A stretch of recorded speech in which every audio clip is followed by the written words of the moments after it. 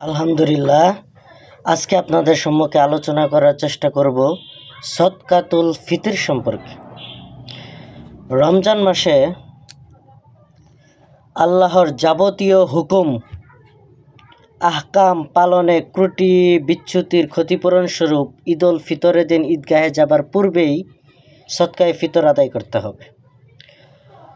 সদকায়ে ফিতর প্রত্যেক সামর্থ্যবান মালিকে নেসাবের উপর ওয়াজিব। মালিকে নেসাব বলতে কি বোঝায়? মালিকে নেসাব বলতে জাকাতের যে নেসাবের কথা উল্লেখ করা হয়েছে তাই।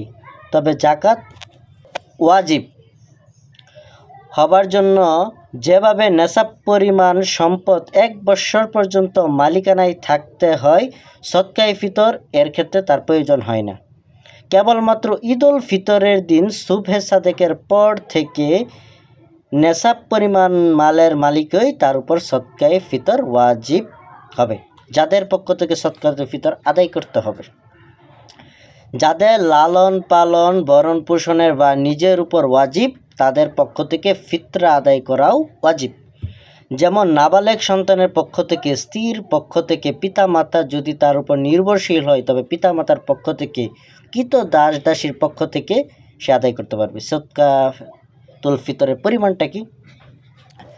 সদকায়ে ফিতরের পরিমাণটা হলো, সদকায়ে ফিতর এর পরিমাণ সম্পর্কে হাদিস শরীফে এসেছে। হজরত ইবনে উমর রাদিয়াল্লাহু তাআলা আনহু থেকে বর্ণিত, রাসূল পাক সাল্লাল্লাহু আলাইহি সাল্লাম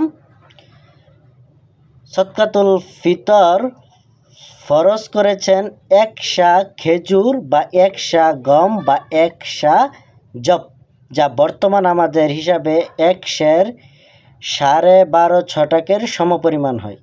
অতএব এই পরিমাণ গম বা তৎমূল্য প্রত্যেককে সদকায়ে ফিতর আদায় করতে হবে। পণ্যদ্রব্যের মূল্য হ্রাস ভিত্তিতে সদকায়ে ফিতরের পরিমাণ হ্রাস বৃদ্ধি হবে না, তবে বাজার মূল্য অনুযায়ী পরিমাণ যে মূল্য আদায় করে তা কম বেশি হইতে পারে। অর্থাৎ বাজার মূল্য যা থাকবে সে অনুযায়ী তা হবে। অর্থাৎ এই বছর সদকায়ে ফিতর জনপ্রতি 110 টাকা নিম্নে ধরা হয়েছে। সর্বোচ্চ কেউ কিসমিসের দামে, কেউ অন্যান্য জিনিসের যেভাবে বলা হয়েছে সেভাবে দিতে হবে, কিন্তু মিনিমাম যাদের একদমই সামর্থ্য কম, এটা সবার জন্য না। যারা শিল্পপতি, কোটিপতি, লাখপতি তাদের জন্য না। যারা মিনিমাম শুধু খাওয়া ভরণ পোষণ চলে এবং কি তার ওই পরিমাণ অর্থ থাকে জাকাতের নেসাবের যদি থাকে, তাহলে মিনিমাম হলেও বর্তমান সরকার 110 টাকা করে ধরা হয়েছে। ইসলামিক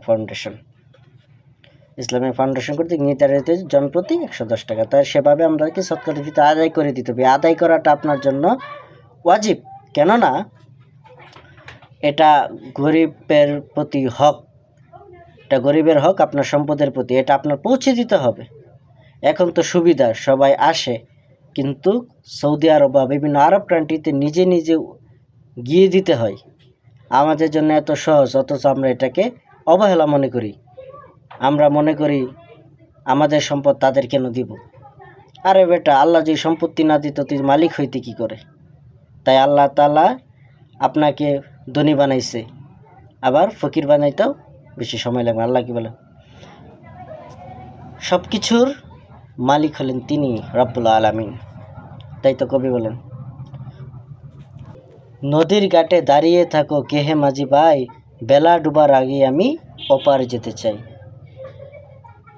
সকালবেলায় রামের ঋতুই ফকির সন্ধ্যাবেলা। তাই সম্পদের অহংকার করবেন না। সম্পদ আল্লাহ তাআলার দানকৃত, দিতেও সময় লাগে না, নিতেও সময় লাগে না। তাই আল্লাহ তাআলা এই সম্পদকে সঠিকভাবে ব্যবহার করতে হবে। এই সম্পদ আপনি যদি সঠিকভাবে ব্যবহার না করেন, তাহলে সর্প হয়ে আপনার গলায় কিয়ামতের দিন হাসরের ময়দানে সর্প হয়ে আপনাকে দংশন করবে, ছোবল দিবে। এই সম্পদ তখন আপনি চিৎকার করে বলতে পারবেন, তুমি কে, তুমি কে? তখন সেই সাপ বলে, আমি তোমার জমানো রূপ্য স্বর্ণ জমি জামা সম্পদ, আজ তুমি এর ফল ভোগ করো। তাই এর দিন আসার আগেই আমরা আমাদের সম্পদকে সঠিকভাবে ব্যবহার করি এবং দোয়া করব আমাদের মা বাবার জন্য। আল্লাহুম্মা আমিন। আল্লাহ পাক যেন সবার নেক আশা কবুল করে, সবার মনের আশা কবুল করেন, সবাইকে ভালো রাখেন। ওয়া আখিরি দাওয়ানা আলহামদুলিল্লাহি রাব্বিল আলামিন। আসসালামু আলাইকুম ওয়া রাহমাতুল্লাহি ওয়া বারাকাতুহু।